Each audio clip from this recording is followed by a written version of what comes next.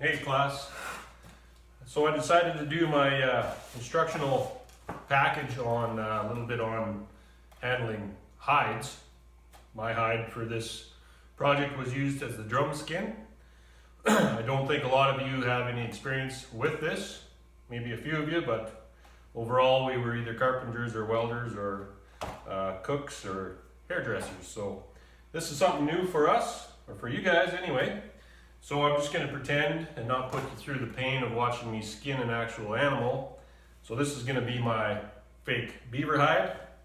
Now I have a fleshing beam here. The important thing is, once you get the hide off the animal, what you want to do next is remove all of the fat and the muscle that stayed on the hide. So simple as throwing your hide over top of your fleshing beam. I just use good old vice grips, clamp it down. I've got a two-handed fleshing knife here. It's curved. As you can see, this side is sharp, this side is dull. Serves two purposes. The dull side is strictly just for pushing grease and fat off your hide. The sharp side, when you get into some of the gristly stuff near the tail end of the beaver, you can actually work away at it, and it will slice into that hide and remove anything that's firmly attached to the hide. So we get our hide firmly cleaned off, nice and shiny, no fat left. Keep a nice pile of paper towels handy. Wipe off the grease, get her all fleshed off. I then take my fleshed hide, beaver hide in this case, to the sink. Put some good dish soap in there, something that's going to remove a lot of the grease and oils. Wash it thoroughly many times until you think it's clean, and then do it a few more times. Get rid of all that oil and grease.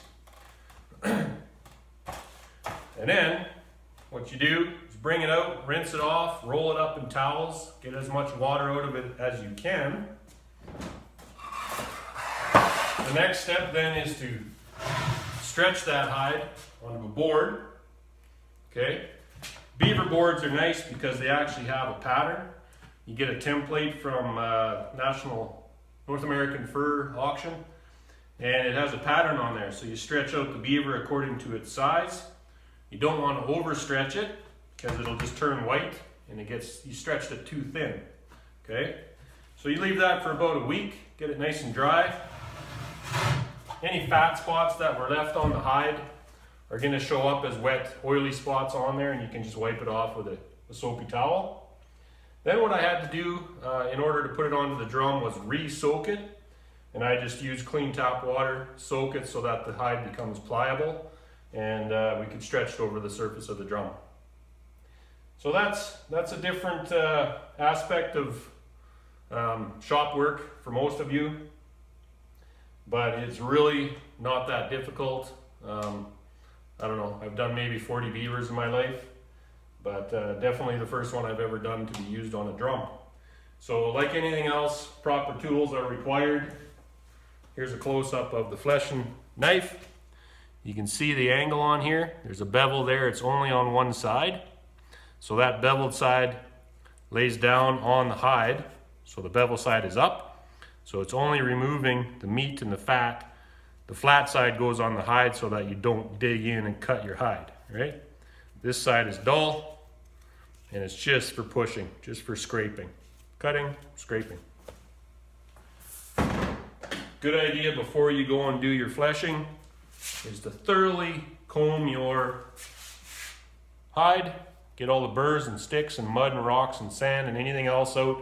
Because if you have a lump in that hide, when you're fleshing it, as soon as you hit that bump, you just created a hole. And you're not going to get a very good sound out of your drum with a hole in it. Okay, and then you got to go out and get another beaver. So, I hope that helps. It's very quick and simple steps to preparing a hide. It could be any animal. I just chose beaver, that's what I had. Yeah, that's my video. Hope you enjoyed it, and I hope you learned something. Thank you.